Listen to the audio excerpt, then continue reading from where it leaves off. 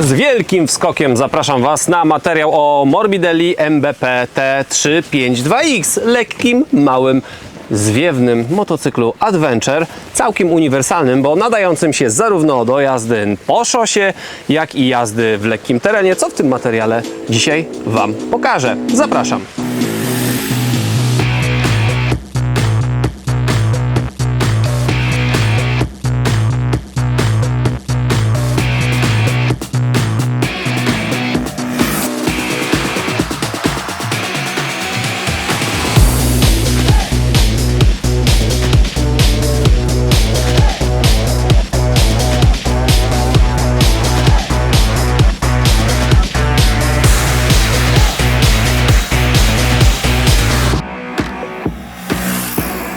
Na samym początku odpowiedzmy sobie na pytanie, dla kogo jest ten motocykl. Moim zdaniem to przepustka do uniwersalnego świata, czyli trochę świata szosowego, trochę świata offroadowego. Motocykl waży 180 kg, co nie jest może jakimś mega hardkorowym wynikiem, jak na 350, ale prowadzi się bardzo lekko i tej masy nie czuć. No dobra, ale nie odchodźmy za bardzo od tematu, dla kogo ten motocykl jest. Wydaje mi się, że będzie świetną przepustką do świata lekkiego offroadu. Jeśli chcesz porzucić 125, bo ma za mało mocy, słabo jeździ po asfalcie, to wydaje się, że ten motocykl na pewno spełni Twoje oczekiwania. Drugą grupą, dla której ten motocykl jest przewidziany, to na pewno osoby, które jeżdżą dużo cięższymi sprzętami i robią to bardziej po asfalcie, ale kręcąc się dookoła domu. Nawet ktoś przy jednej z rolek w naszych socialach napisał, że idealny motocykl na grzyby.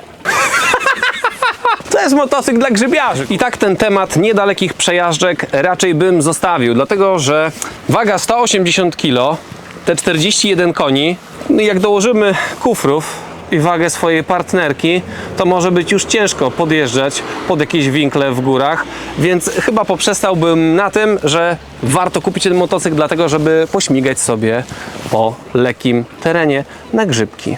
No dobra, to dość tego gadania. Zapraszam Was w takim razie na lekki onboard w terenie. Tak jak powiedziałem Wam na początku, motocykl adventurowy, jednak nieco bardziej w stronę szosy, ale postanowiliśmy zabrać go w taki teren, żeby pokazać Wam, że też się da i można. Oczywiście nie będzie tu żadnego spektakularnego, kopnego piachu, którego byśmy nie przejechali. Jedyne, co jest trudne, to dokładnie takie kamyczki, jak widzicie, ale nie ma ich po drodze zbyt dużo. To jedziemy w takim razie. Motocykl na asfalcie, no pod górę, szczególnie jak się wjeżdża i ktoś będzie cięższy niż ja, a ja jestem mężczyzną o rozmiarze M, można tak powiedzieć, przechodzący w S, bo ważę 76 kg.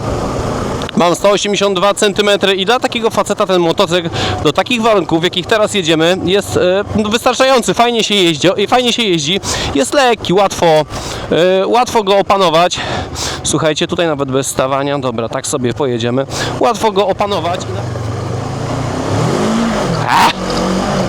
Mieć liśmy ogonem. Nawet jeżeli bujnie Wam coś tam na boki, to jak się wstanie, doda gazu, a teraz jesteśmy na trybie standard, w sumie powinienem włączyć na tryb offroadowy hamulec z tyłu i mapę, ale nawet w jakichś tam trudnych warunkach, trudniejszych niż te, którymi jedziemy teraz, na pewno ten motocykl sobie poradzi. No poniżej 20 000 mamy tu sprzęt, którym na kołach nie wiem, czy bym się odważył przyjechać nim tutaj, no bo to jednak 2000 km jesteśmy od domu, bo jesteśmy w Chorwacji na półwyspie Pelješac. I ten motocykl do takiego szwendania się, jeżeli mieszkasz w takich rejonach, na pewno fajnie by się sprawdził. Jeżeli dociążylibyśmy go kuframi i całą resztą motocyklowego szpeju, no to podejrzewam, że no straciłby pewnie sporo ze swojego wigoru, a tak jak lekki gość nim jedzie, to dobra, może tu na stojąco, a tak jak lekki gość nim jedzie, to generalnie bez problemu leci sobie ten motocykl z takim gościem jak ja. Dobra, można usiąść, łatwiej się gada na siedząco.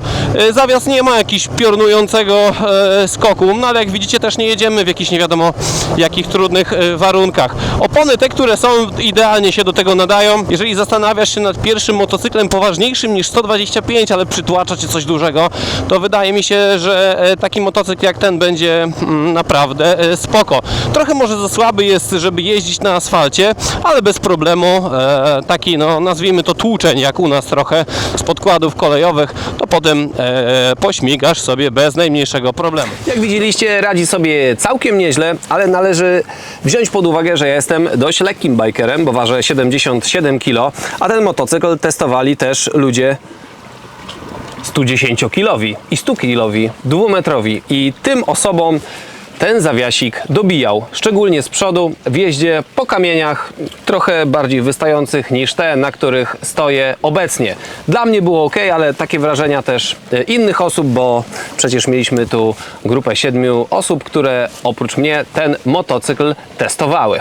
Jak jesteśmy przy zawieszeniu, przednie golenie mają 41 mm, co jest całkiem słusznym rozmiarem.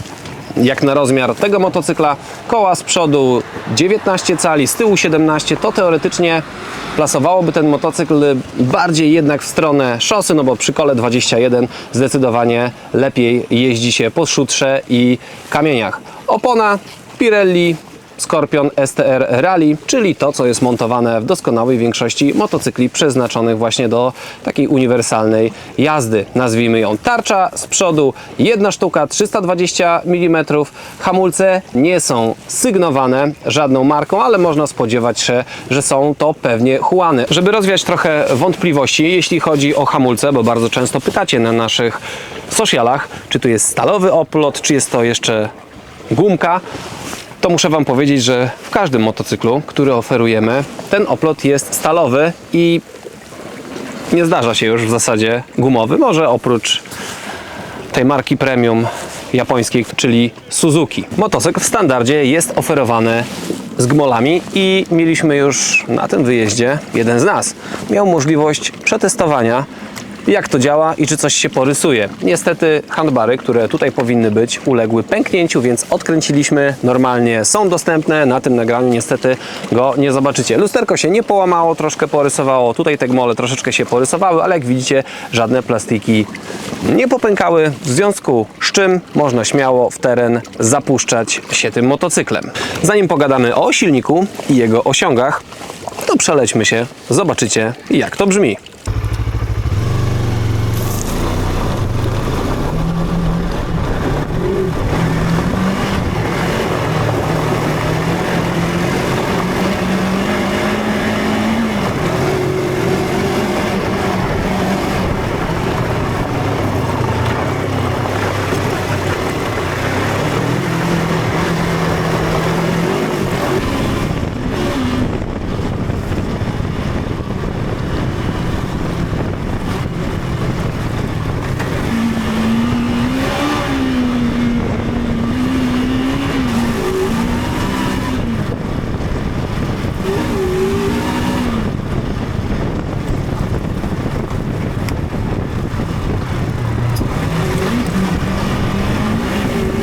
Bardzo ciekawa i specyficzna jednostka, bo to są 2 cylindry w rzędzie przy rozmiarze 349 cm3.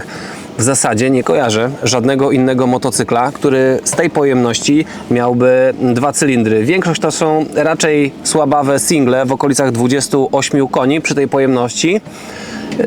Więc na pewno środkowy zakres obrotów jest dużo lepszy niż w tych singlach. Jeśli chodzi o jakąś specyfikację i dane techniczne, no to mamy tu 41 koni, czyli całkiem spoko, jak na 350 cm3, prawie 32 N. Umówmy się, te parametry pozwolą Wam fajnie pośmigać w terenie, pozrywać przyczepność, pozakręcać, natomiast no nie ma co liczyć na jakieś piorunujące przyspieszenie, wyprzedzanie pod górkę, czy też trzymanie jakiejś wysokiej prędkości pod górkę. Jeżeli interesuje Was porównanie T352X i T502X, to zapraszam Was na portal Ścigacz. Tam możecie znaleźć artykuł na ten temat i na kanale Barego również znajdziecie porównanie tych dwóch motocykli. Prześwit to solidne 21 cm, wysokość kanapy to 820 mm. I umówmy się, jest to całkiem nisko, jak na ten rozmiar motocykla. Powinniśmy zająć się też infotainmentem, bo tutaj ten wyświetlacz jest taki bardziej w stylu rally, pionowy. Chodźcie tutaj bliżej. Dość przejrzysty. Mamy tutaj podziałkę paliwa. Dużą część zajmuje obrotomierz. Mamy prędkość, tryb jazdy. Co ciekawe, jest standard, offroad i sport, a w większym T502X tego sportu nie ma. Wbity bieg, co jest bardzo ważne dla początkujących. Całość schludnie, ładnie. Ta szyba troszeczkę mniejsza niż w modelu T502X. Nie osiągałem tym motocyklem takich prędkości, żebym odczuwał potrzebę wielką tej szyby. W offroadzie, jak się jedzie na stojąco, zupełnie nie przeszkadza. Wracając jeszcze do zestawu wskaźników, one są identycznie takie same jak w modelu T502X. Mamy ten zabawny guzik SOS do przywoływania pomocy. Ten motocykl niespecjalnie ma konkurencję na polskim rynku. No moglibyśmy oczywiście na siłę próbować zestawić go na przykład z Wodżem 300 Rally, no ale tamten motocykl jednak ma jeden cylinder, jest dużo słabszy, mniejszy i bardziej jednak nadaje się w teren. Ten jest bardziej uniwersalny. No, CRF 300 Rally dokładnie ta sama stylowa. No moglibyśmy jeszcze KTM 390 pod to podciągnąć, ale to jest też motocykl jednocylindrowy. Także nie ma za bardzo konkurencji. W tej klasie znajdziecie jednak trochę mniej mocy, trochę wyższą cenę, więc wydaje się, że jeżeli połaci miłością do tego rozmiaru, czyli okolic 300-400 cm sześciennych, no to chyba wydaje się, że będzie to solidne rozwiązanie. A, jeszcze można byłoby go zestawić z Himalajanem, bo tak powiedzmy, że dzielność terenowa raczej na korzyść Himalajana, no ale powiedzmy, że dość podobna klasa motocykli. Podobna nie oznacza, że można je porównać, ale jeżeli zastanawiasz się nad taką pojemnością, to pewnie bierzesz pod uwagę te motocykle, które wymieniłem. Jeśli poczułaś lub poczułeś, że ten sprzęt może być dla Ciebie, to za 20 000 złotych bez 10 zł możesz takie cudo nabyć. A jeżeli chcesz się przejechać, zanim podejmiesz decyzję o zakupie, to serdecznie zapraszam Cię do pierwszego komentarza w tym filmie, abyś mogła zapisać się na jazdę testową. Zapraszam do przymiarki. Dziękuję, że obejrzałaś ten materiał. Zapraszam Cię na pozostałe filmy na tym kanale. Koniecznie zostaw subskrypcję, żeby nie ominąć żadnych nowych materiałów. Dziękuję, pozdrawiam i do zobaczenia.